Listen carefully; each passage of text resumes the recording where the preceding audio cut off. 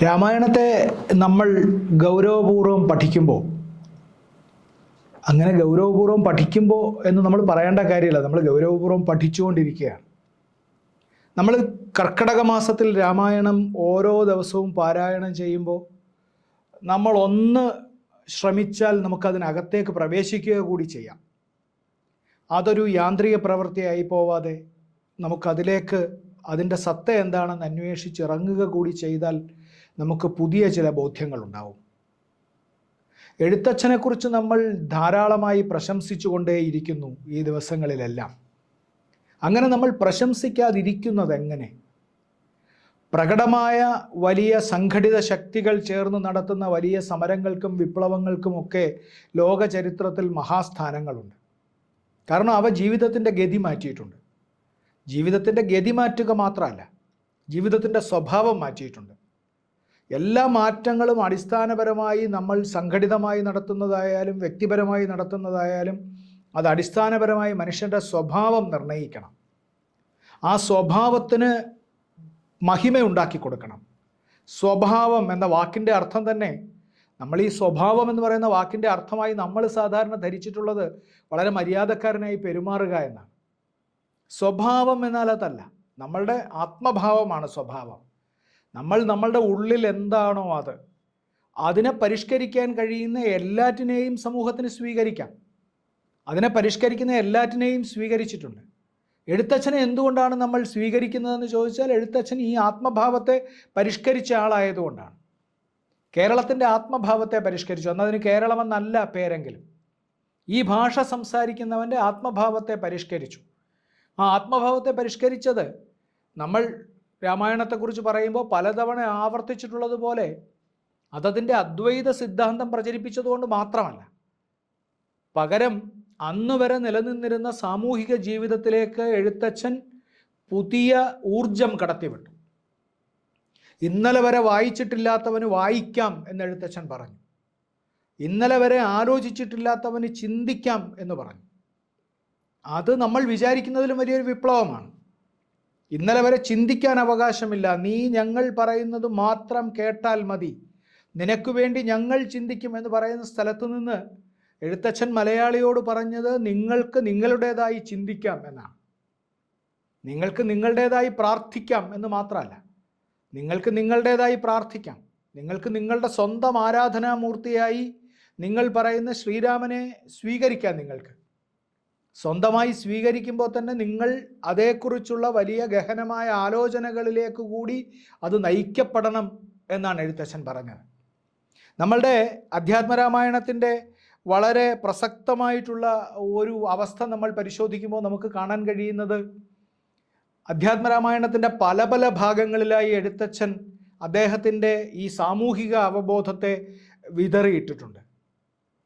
അഹല്യാമോക്ഷം നമ്മൾ വളരെ വിശദമായി പിന്നീടൊരിക്കൽ സംസാരിക്കേണ്ടതാണ്.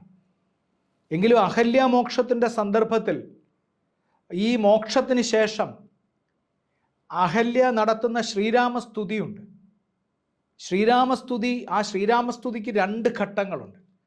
ഞാനതിൻ്റെ ഒരു ഘട്ടത്തെക്കുറിച്ചാണ് ഞാനിപ്പോൾ പറയുന്നത്. മറ്റൊരിക്കൽ നമുക്കതിൻ്റെ വേറൊരു ഘട്ടത്തെക്കുറിച്ച് സംസാരിച്ചേ മതിയാവും. കാരണം രാമായണം വായിക്കുന്ന ഒരാളെ സംബന്ധിച്ച് അഹല്യ എന്ന കഥാപാത്രം അങ്ങേയറ്റം പ്രധാനപ്പെട്ട ഒരു കഥാപാത്രമാണ്. അതുകൊണ്ട് പക്ഷേ ഇവിടെ അതല്ല പ്രസക്തമായിട്ടുള്ളത്.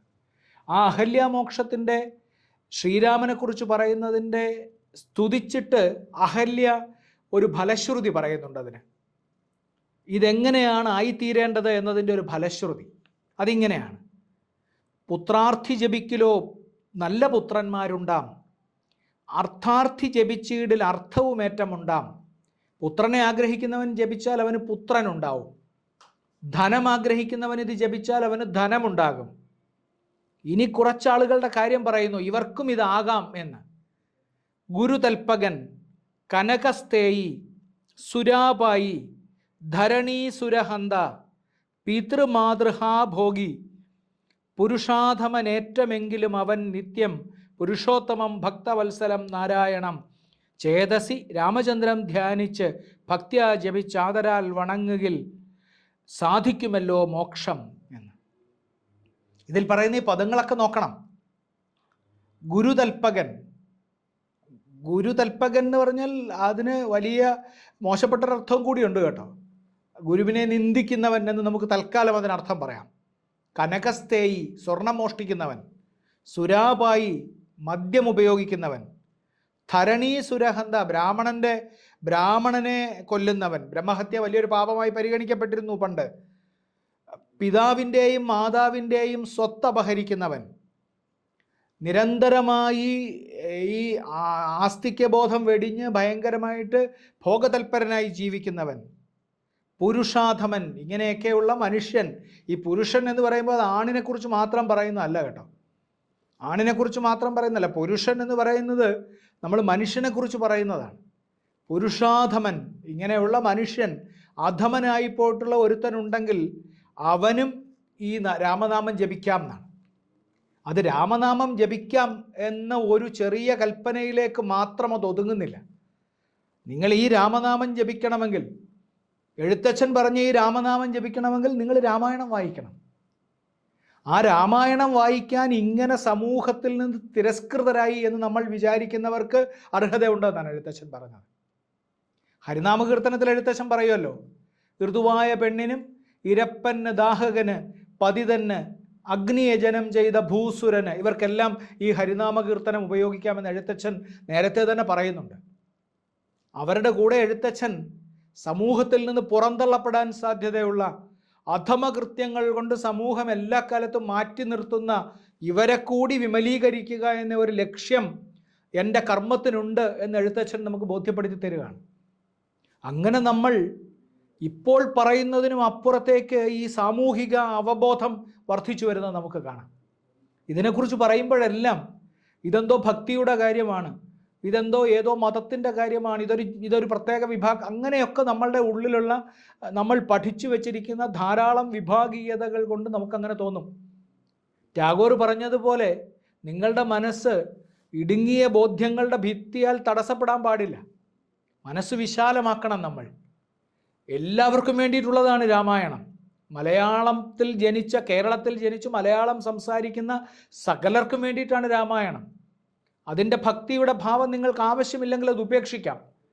പക്ഷേ ഇത് കാണാതിരിക്കാൻ പാടില്ല. ഈ തരത്തിൽ സാർവലൗകികമായി നമ്മളുടെ ജീവിതത്തെ എത്രയോ കാലത്തിനും അപ്പുറത്തേക്ക് നീങ്ങി കണ്ടു എന്ന മഹാപ്രതിഭയാണ് എഴുത്തച്ഛൻ. ആ എഴുത്തച്ഛൻ്റെ മുമ്പിൽ നമ്മൾ ഓരോ ദിവസവും പ്രണമിച്ചു എന്ന് കരുതിയിട്ട് എന്താണ് പ്രശ്നം? നമ്മളങ്ങനെ പ്രണമിക്കണ്ടേ? എഴുത്തച്ഛനെ പ്രണമിക്കുമ്പോൾ നമ്മൾ ഓരോ കവിയെയും പ്രണമിക്കുന്നു, അതിനു മുമ്പുള്ള കവിയെ പ്രണമിക്കുന്നു. ഞാനിപ്പോൾ എഴുത്തച്ഛനെ പ്രണമിക്കുമ്പോൾ എൻ്റെ തൊട്ട് മുമ്പ് എഴുതി തീർത്ത ഏറ്റവും ഒടുവിലത്തെ കവിയെ ഉൾപ്പെടെ പ്രണമിക്കുന്നു. ഇതൊരു പരമ്പരയെ പ്രണമിക്കലാണ്. അതിനെ നമ്മൾ ഒരിക്കലും അനാസ്ഥയോടുകൂടി കാണാൻ പാടില്ല എന്നാണ് എനിക്ക് പറയാനുള്ളത്.